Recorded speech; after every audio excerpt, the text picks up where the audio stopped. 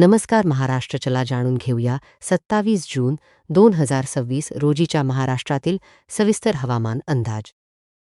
राज्यात मान्सून सक्रिय असून बहुतांश भागांमध्ये पावसासाठी अनुकूल वातावरण कायम आहे. कोकण, घाटमाथा आणि विदर्भातील काही जिल्ह्यांमध्ये मध्यम ते जोरदार पावसाची शक्यता असून काही ठिकाणी मेघगर्जनेच्या विजांचा कडकडाट होऊ शकतो. मुंबई शहर, मुंबई उपनगर, ठाणे, पालघर, रायगड, रत्नागिरी आणि सिंधुदुर्ग जिल्ह्यांमध्ये मध्यम ते जोरदार पाऊस पडण्याची शक्यता आहे. काही ठिकाणी मुसळधार सरीही पडू शकतात. पुणे, सातारा, सांगली, कोल्हापूर आणि सोलापूर जिल्ह्यांमध्ये हलका ते मध्यम पाऊस पडू शकतो. घाटमाथा भागात मेघगर्जनेसह जोरदार पावसाची शक्यता आहे. छत्रपती संभाजीनगर, जालना, बीड, धाराशिव आणि लातूर जिल्ह्यांमध्ये हलका ते मध्यम पाऊस पडण्याची शक्यता आहे. काही ठिकाणी पावसाचा जोर वाढू शकतो.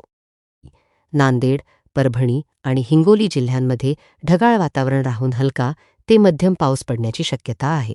अमरावती, अकोला, बुलढाणा, वाशिम आणि यवतमाळ जिल्ह्यांमध्ये मेघगर्जनेसह पावसाच्या सरी पडू शकतात. काही भागांत विजांचा कडकडाट होण्याची शक्यता आहे. नागपूर, वर्धा, चंद्रपूर, गडचिरोली, भंडारा आणि गोंदिया जिल्ह्यांमध्ये मध्यम पाऊस पडण्याची शक्यता असून काही ठिकाणी जोरदार सरी पडू शकतात.